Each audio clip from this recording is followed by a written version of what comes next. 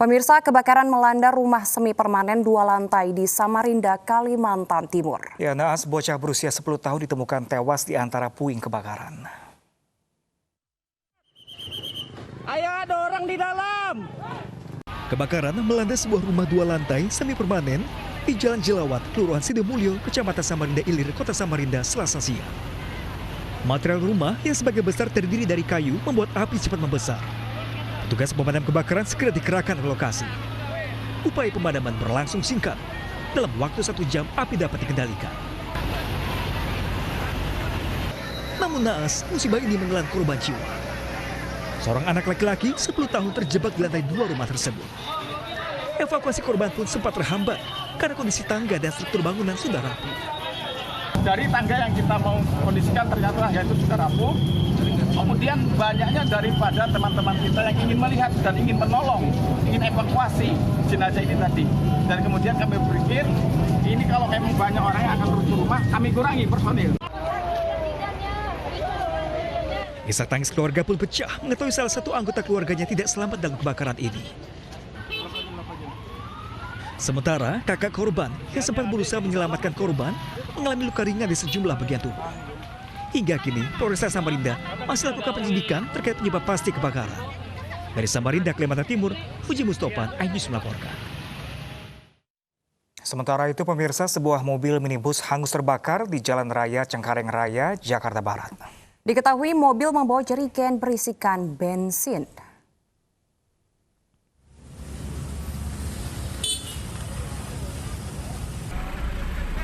Mobil minibus ini hangus terbakar di Jalan Cengkareng Raya, Jakarta Barat, Selasa sore. Mobil yang membawa jerigen bensin ini membuat api cepat membesar dan membakar seluruh bagian mobil. Akibat insiden ini, para karyawan pom bensin dan warga di lokasi panik. Mereka berhamburan untuk menghindari adanya ledakan dari mobil tersebut. Peristiwa terbakarnya mobil berawal saat pemilik memarkirkan kendaraannya di depan SPBU Cengkareng, Jakarta Barat. Saat pemilik sedang membeli bensin dengan jerigen, tiba-tiba api muncul dari belakang mobil dan langsung menyambar jerigen bensin yang berada di dalam mobil tersebut. Pasca kejadian, pemilik mobil melarikan diri.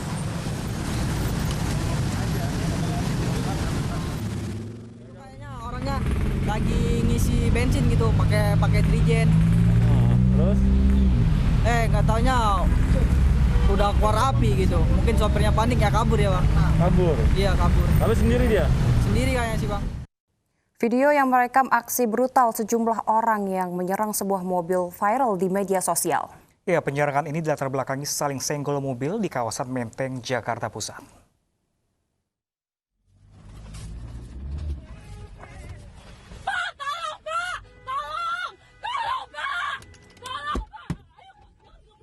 Sebuah video yang merekam aksi brutal sejumlah orang yang menimpuk mobil dengan batu viral di media sosial.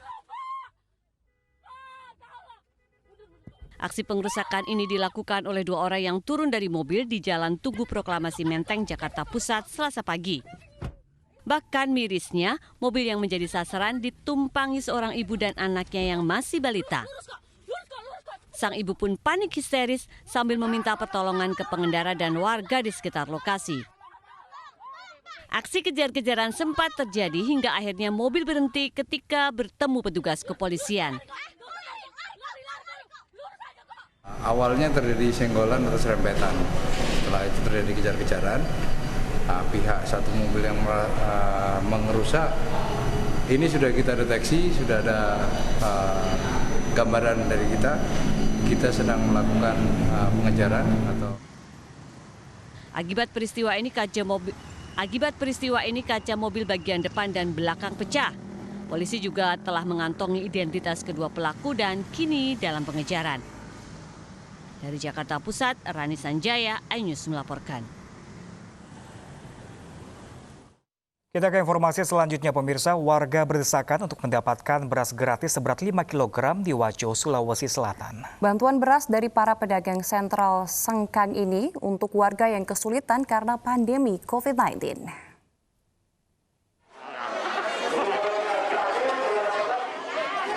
Warga berdesakan untuk mendapat pembagian beras gratis 5 kg di Pasar Sentra Sengkang, Wajo, Sulawesi Selatan. Warga yang didominasi ibu-ibu ini berdesakan karena takut kehabisan beras. Pembagian beras pun baru digelar setelah warga ditertibkan petugas. Sayangnya, warga masih berdesakan dan mengabaikan protokol kesehatan jaga jarak fisik. Bantuan dari pedagang ini sebagai bentuk kepedulian mereka terhadap warga kurang mampu di tengah pandemi COVID-19. Kami berikan beras 5 kg dan uang yang ada di amplop sebanyak Rp50.000. Yang memberikan itu Pak dari mana saja, dari para pedagang atau gimana Pak? Jadi adapun sumber dari yang kami salurkan itu adalah murni daripada sumbangan masyarakat Pasar Sentra Sengkang, ada juga dari luar pasar dan bahkan ada di seluruh desa. Selain membagikan beras, para pedagang juga memberikan bantuan uang kepada warga. Mereka berharap dapat meringankan kesulitan warga di tengah pandemi COVID-19. Dari Kabupaten Wajo, Sulawesi Selatan, Anmar Sengkang, iNews melaporkan. Unjuk rasa puluhan mahasiswa menuntut transparansi penerimaan bunga deposito Pemprov Sulawesi Tenggara di kantor Bapenda ricuh. Ya, mahasiswa ingin bertemu kepala Bapenda dikeroyok petugas Satpol PP.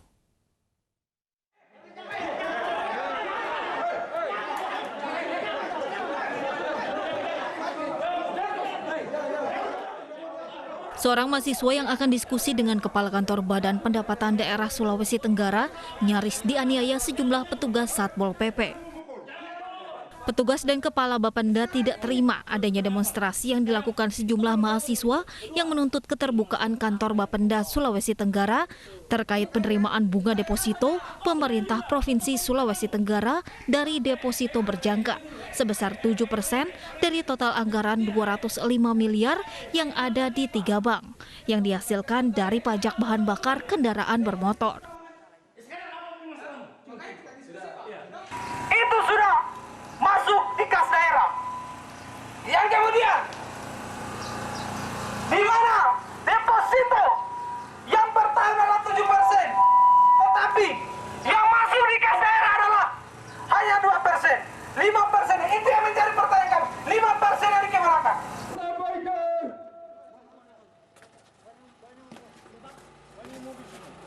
Ketegangan berlanjut ketika mahasiswa akan membakar ban bekas dan dihalangi oleh petugas.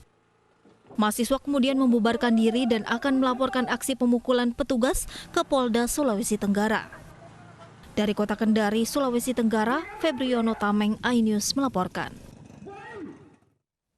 Ya, pemirsa, 2 wanita penjual obat untuk menggugurkan kandungan ditangkap saat Narkoba Polres Cimahi, Jawa Barat. Keduanya memperdagangkan obat jenis terlarang ini melalui daring. Sebagian besar pemesan obat ternyata berstatus pelajar.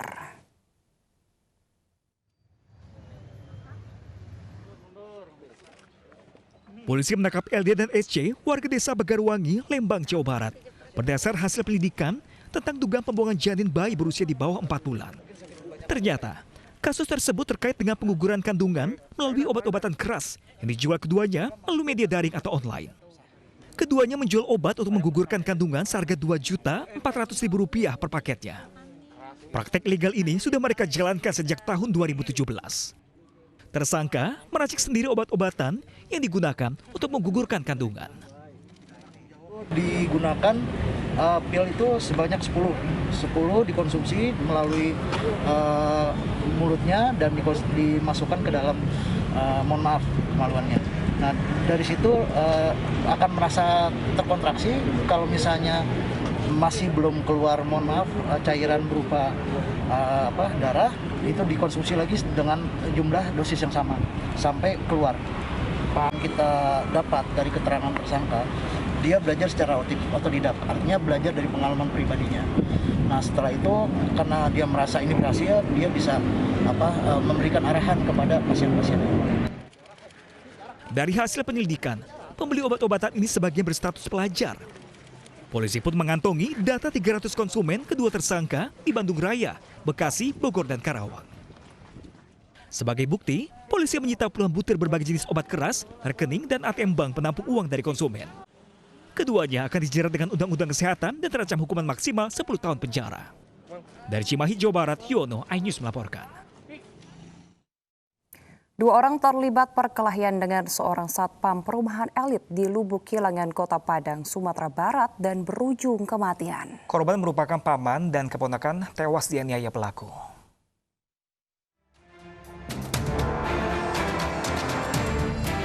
Dalam kejadian yang terekam kamera pengawas, korban yakni paman dan keponakan berkelahi dengan seorang satpam perumahan elit di kawasan Timbo Datal, Lubuk Kilangan, Kota Padang, Selasa dini hari.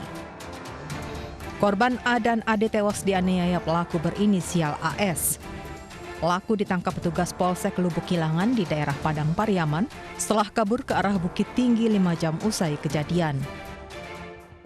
Perkelahian pelaku dan korban diduga dipicu rasa sakit hati. Korban tak terima ditegur pelaku karena sering menerobos masuk ke perumahan. Korban yang diduga sakit hati berkelahi dengan pelaku dan berujung kematian.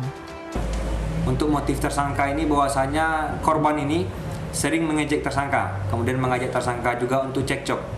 Mungkin pada saat itu tersangka juga hilap dan akhirnya terjadilah perkelahian tersebut. Untuk tersangka dan korban ini berhubungan cuma kawan biasa, tapi karena mungkin ada faktor sakit hati sebelumnya, karena dari korban ini pernah ditegur oleh tersangka ini jangan berenang di dalam perumahan tersebut. Pelaku yang tega menganiaya korban hingga tewas terancam hukuman minimal 12 tahun penjara. Dari Padang, Sumatera Barat, Budi Sunandar, iNews melaporkan. Kepolisian Resor Temanggung, Jawa Tengah menggelar rekonstruksi pembunuhan seorang ibu yang tergantung di pohon. Pelaku pembunuhan bukan lain adalah anak kandung dan menantu korban.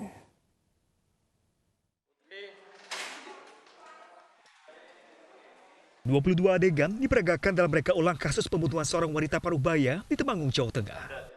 Reka ulang yang digelar di Mapolres ini diperankan oleh pelaku yang bukan lain adalah anak kandung korban beserta istrinya. Sebelum menggantung sang ibu, pelaku memukul dan mencekik leher saat korban tertidur hingga akhirnya tewas. Selama ini, pelaku mengaku mendapat bisikan gaib untuk membunuh ibunya. Namun dari pemeriksaan kejiwaan, pelaku dinyatakan sehat. Tersangka mengatakan ada bisikan-bisikan gaib, sehingga kita berupaya untuk memeriksakan tersangka tersebut ke bagian psikolog Polda. Nah, untuk hasil tertulis sendiri masih belum kita dapatkan, namun dari hasil sementara memang untuk tersangka tidak ada gangguan kejiwaan. Normal itu?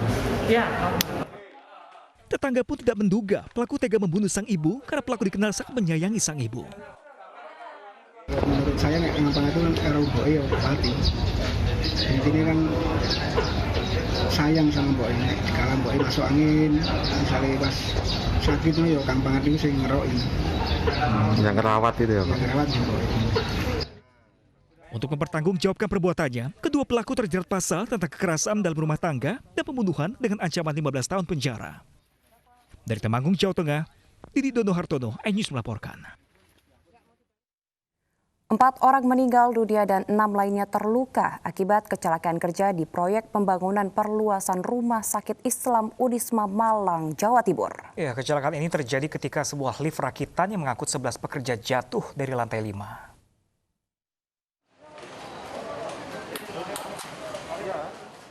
Enam pekerja yang terluka dievakuasi ke Rumah Sakit Islam Universitas Islam Malang. Mereka terjatuh dari lantai 5 proyek pembangunan gedung baru perluasan Rumah Sakit Islam Unisma di Jalan MT Haryono, Lowok Baru, Kota Malang.